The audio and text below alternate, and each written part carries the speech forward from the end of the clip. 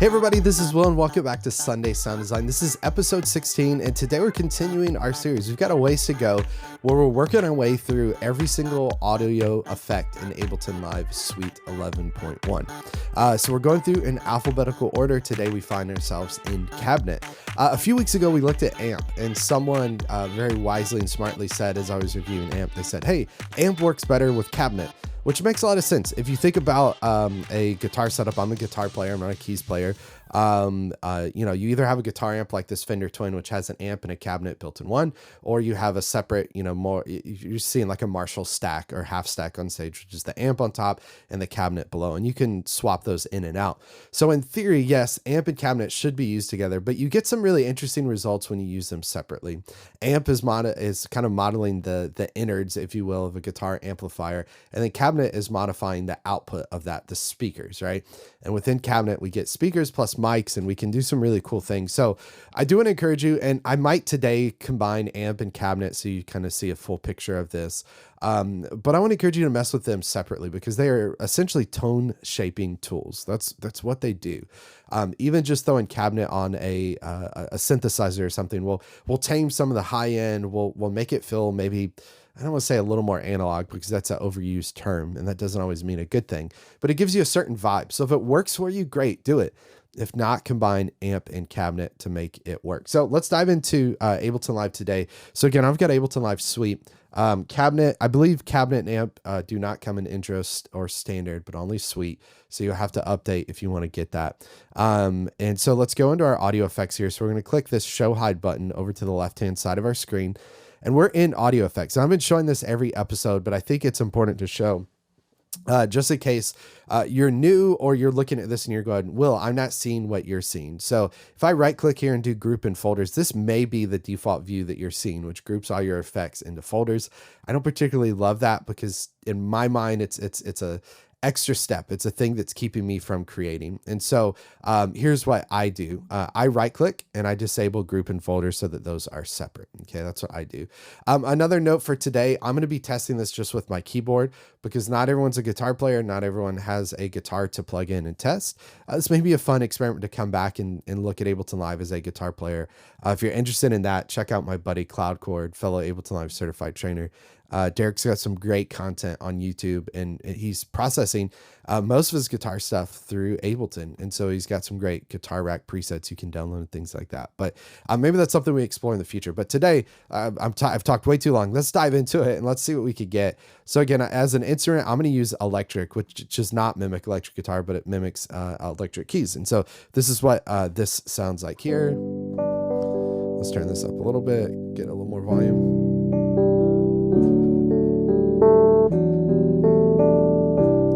Right, and I'm just going to leave this on the default preset here. So let's just start the way this is, and let's just add cabinet in. And I want to do some A/B tests. We've got a bunch of presets here, which are a great starting place. In fact, I heard just the other day, who I believe it was Alex Lindsay on Mac Break Weekly, was talking about the idea of using presets, and he said he called them not presets, he called them recipes. And he said it's like cooking. And it would be like cooking if you had no plan to start with. And all a preset is a recipe. So Alex, that's a great, not that Alex is watching this, but that's a great kind of description of presets that I want to steal and move forward. They're just simply recipes. I'm not going to start with a recipe for this. I'm going to start just by default. If you did want to use a recipe, preset recipe, you could click this drop down arrow here and choose one of these presets. It's a great starting place. And again, cabinet, you see it even says small drum room. So use and abuse these effects. Don't use them just the way they should be used. Use them however the heck you want to. Everything is relative when you're recording, editing, and producing in the box, which is great. So I'm going to drop a non-recipe and non-preset. I'm just going to click and drag this and put it right on electric. Now let's turn this off for a second. Again, I'm not a keys player, so I'm not going to play long, but here's the default sound of this with no cabinet.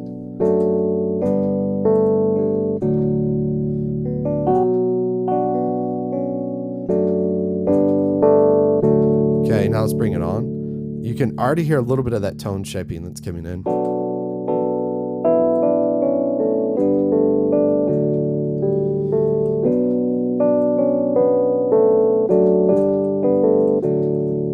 Off.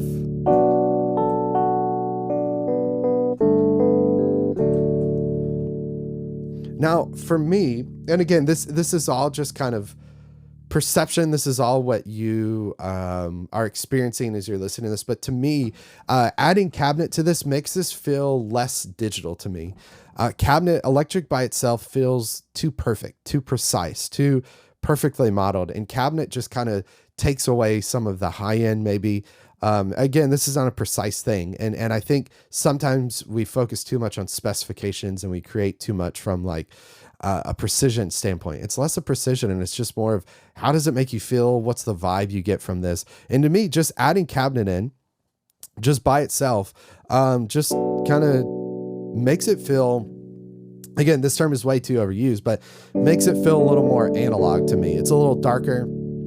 I've got a microphone near on axis as opposed to off axis with, I guess I am using a condenser and it's near, but we'll experiment with these settings. But anyway, let's just start here without amp. So I just want to show you again, just by default, just turning that on, that does shape the tone a little bit.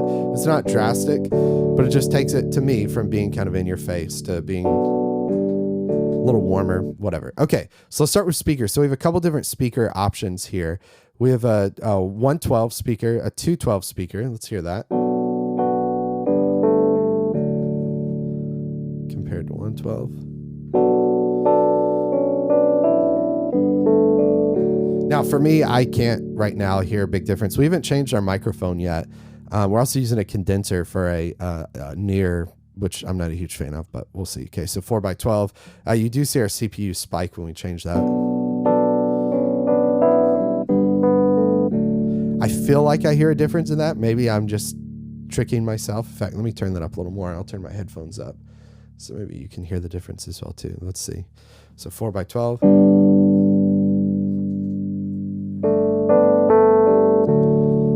Back to 1x12. Oh yeah.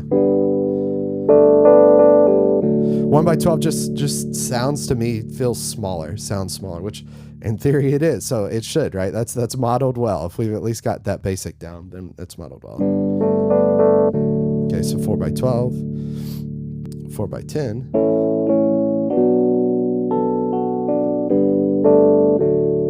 Okay, and then we have bass, 4x10 bass. Oh yeah.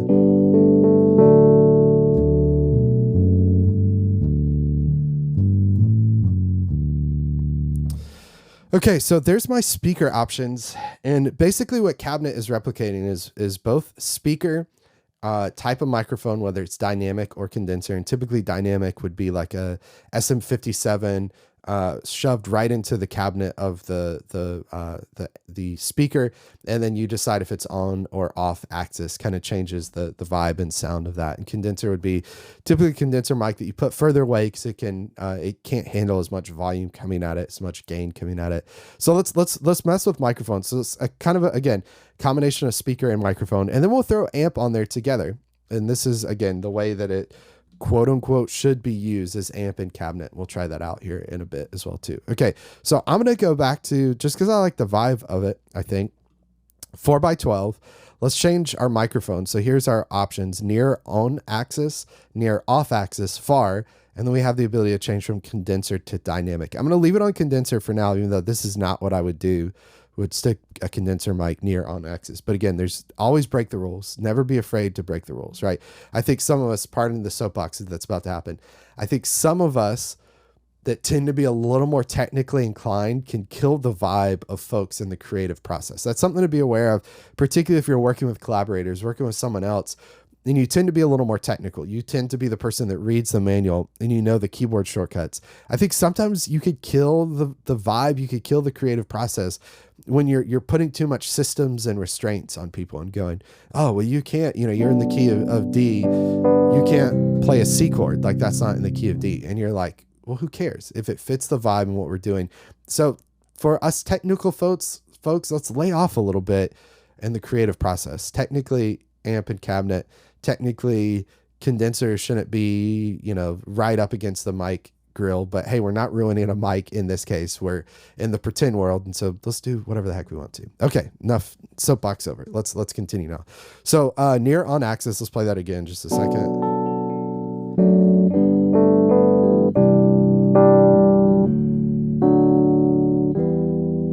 Okay. now putting that C made me start thinking I'm in the key of G, but that's neither here nor there. Okay, so there's near on axis. Let's go to near off axis.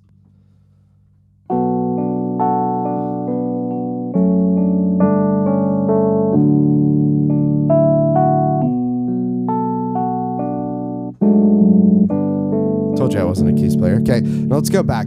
To me, it feels like near off axis feels a little more in my face, and on axis feels a little different, but let's see. Let's try.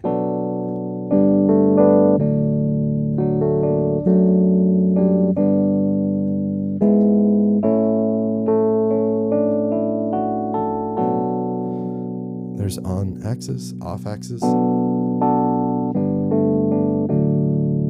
Okay. Off axis to me feels a little warmer. On axis feels a little brighter, I think. It's splitting hairs, but just experiment with this, right? Break the rules, see what you can do. Now, let's go to far, which is where I'd probably keep my condenser, so pretty far away.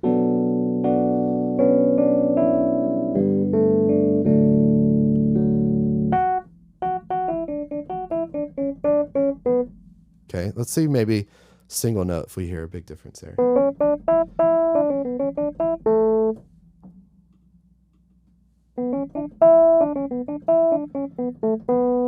I feel like I can hear a difference between on and off axis.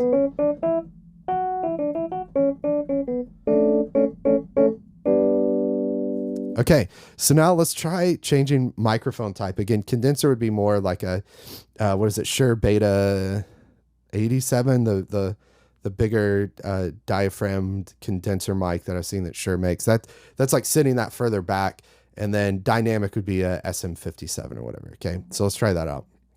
So let's change condenser to dynamic. Let's say near on axis.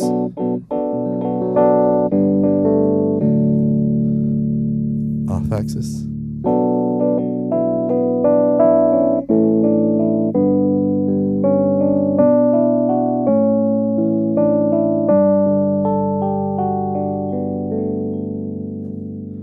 Okay, let's try far.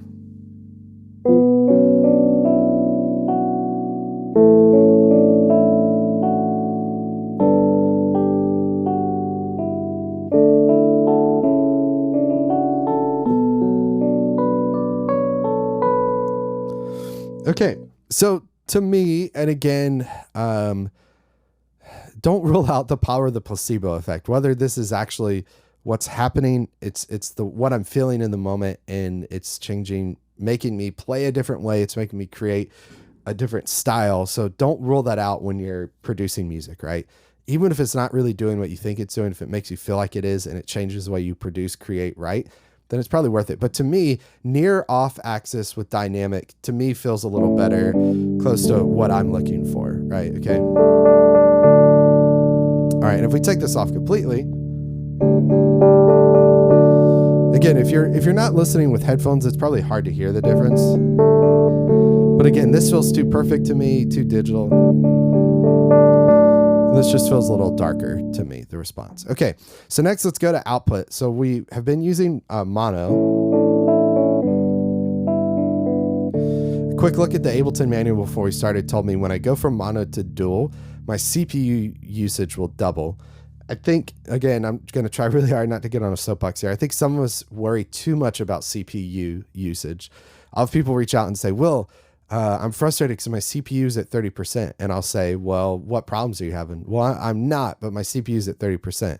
And I'm like, well, then you're fine. Like, unless your CPU being at 30% is causing some sort of issue, don't worry about it. So even though it doubles it, who cares? Like, I'm not doing anything else. So don't stress too much about it. Okay, so let's go from mono to dual.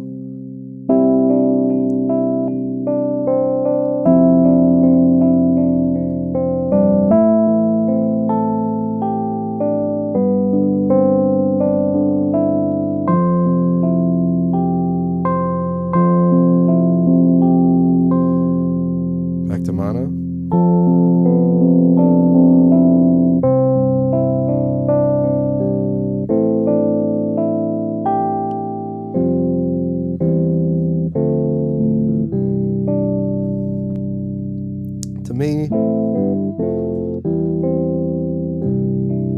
I can't tell a big difference. I think the difference may come in play more when we're using it with amp. Let's see what info view tells us here. Dual, note that in dual mode, cabinet uses twice as much dual processing. Yeah, I just doesn't make a big difference to me. So I'm going to leave it on mono. Okay, so that's a look at cabinet. Now let's have a little fun adding amp into this. And again, when you think about this from, look over my shoulder, this Fender Twin here, that's a combo amp, which means it's got an amp and the cabinet built into it. And a lot of times with guitar amps, you see the amp separate from the cabinet. These are good tools because it allows us to kind of experiment and combine things and see kind of what sounds we come up with. So let's add amp into this. We definitely want to manage our volume pretty well. I'm going to go back to 212 just because, you know, I want to feel more like it's an amp cabinet. Okay, so let's go to amp here. Let's drag this in again. I'm going to watch my volume. Even just that. I mean, let's listen to the difference here. Okay, so let's play just this for a second. See what we have.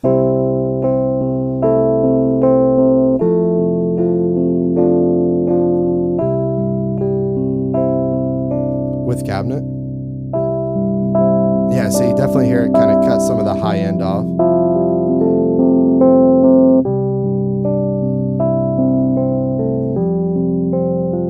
Now let's add amp in, just the default blues amp. Oh yeah, hear how much that changes and shapes things.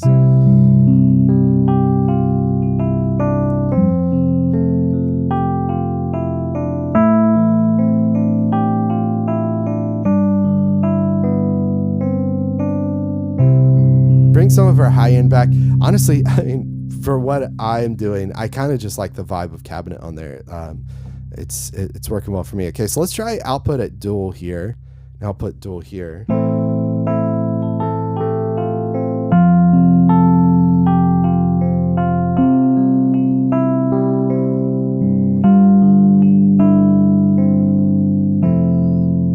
Yeah, it doesn't make a huge difference to me. I can't hear a big difference there, so I'm going to go back to mono. Okay, so there's amp on cabinet. Again, we have a lot of different options and changes we can make here. Blues is going to feel a little more, and we've talked about amp in our amp video, so I'm not going to spend tons of time here. But we can experiment. Let's just do some experiments. So I'm going to show you one final thing with cabinet that I think could be pretty cool for your projects as you're working. So let's go to heavy. Do something a little wild. Let's crank our gain up here. It's already starting to feedback a little. We'll pull our volume down a little. Okay.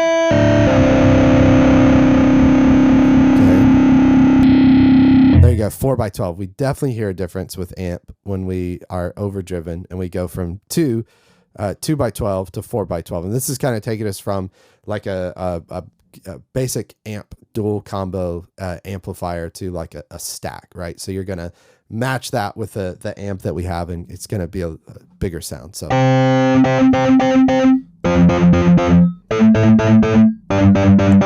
2x12. Here's our 4x12.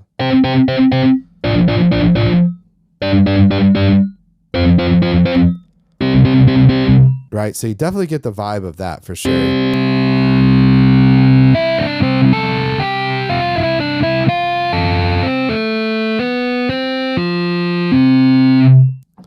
Okay, so you could 100% hear the difference when we're changing dynamic key condenser with the amp plugged in. It just kind of, I guess, intensifies the differences that we had before, because we do have an amp that's, in theory, pushing more gain into that cabinet, distorting it a little more.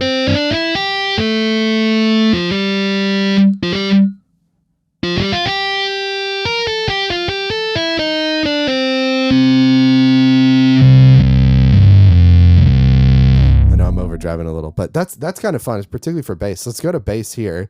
Let's keep that gain up, and let's change to our bass cabinet here and see what we get.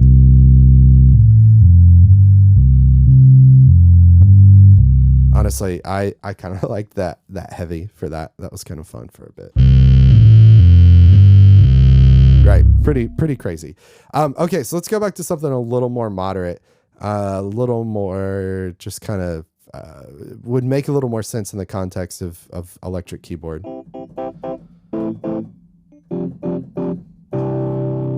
Okay, so we're adding a little bit of grit. Let's go back to dynamic. So we're taking it from being super bright, super in your face, which we had here. It's not necessarily in your face, but it's definitely brighter. And we're just adding a little bit of fizz. I increased the gain quite a bit. It's a little Vox style thing. Right? Maybe it just makes it a little dirty. Maybe it works, maybe it doesn't work. So let's talk about, though, if you're in the studio and you're typically doing guitar, you're going to mic a couple different mics. You're going to try things a couple different ways as opposed to just one particular thing. So let's try to replicate that here. The way we're going to do that is we're going to right click on cabinet and we're going to do group. Okay. And so that's going to put cabinet within a audio effect rack. Then what I'm going to do is go to the chain list here. And so by default, if I just play, nothing has changed. Okay, same cabinet settings. All right, a little bit of grit. But what I'm going to do is take cabinet and let's load, go back to audio effects. Let's go back to cabinet. Let's drag this in. We're going to add an additional one. And this time we did near on axis with a 1x12. Let's keep it there. Let's do 1x12. Let's say far. Let's change it to condenser. Okay, so without it. Okay, so now let's bring it in. Right, you can hear it kind of dirties things up. Let's do more of this now. So let's get a little bit of pan on this sound. Let's get a little bit of pan on this sound. See what we get.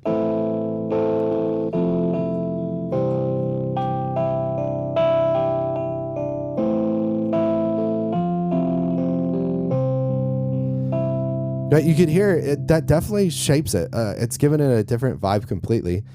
And then we could go maybe a little crazier. And I'm keeping the amp in front of it, which I could choose to do or not do. And we'll do 4x12. Let's do far. Let's change it to dynamic, something I would not typically do.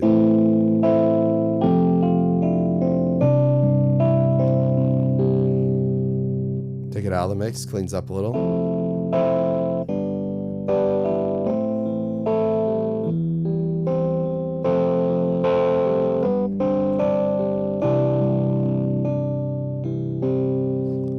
Bring it back in. I could maybe bring some volume down.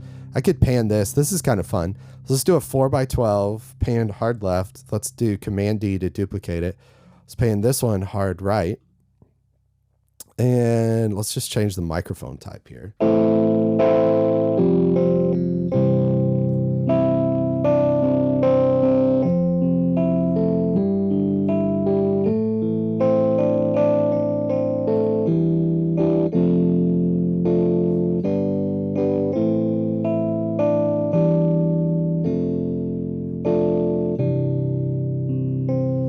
Okay, so if we take that whole audio effect rack out, let's take our amp out. This is what we start with.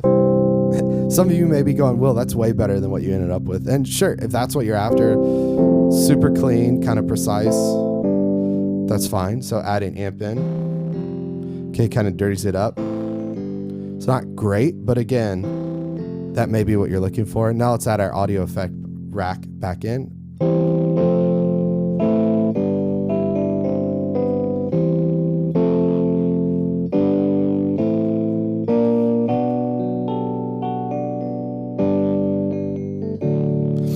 Yeah, I kind of like that. Again, it's all about what you're after. What's the end goal of what you're trying to create? But I think you're going to have some fun exploring cabinet, both with amp, without amp, by itself, layered together in an audio effect rack. You're going to have a lot of fun doing that. So here's my call to action. Here's my challenge for you this week is try this out. Again, if you're someone who's a little more technical, get out of the manual and just try stuff. If you're someone who's a little more creative, get into the manual and figure out how you're supposed to use things and try that and see if you like the results of that better without it. But cabinet is a super fun effect. Even just throwing it on, it could be something that could shape the tone.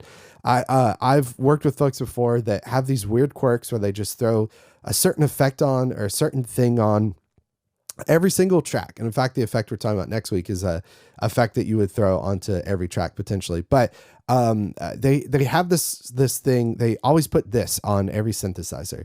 A weird quirk I do often is I typically put pedal on almost all my synth channels, synth tracks, just to darken it up a little bit, to change the vibe of it. But I want to encourage you this week, try this out, see what you think about cabinet. Let me know in the comments if you've used cabinet before.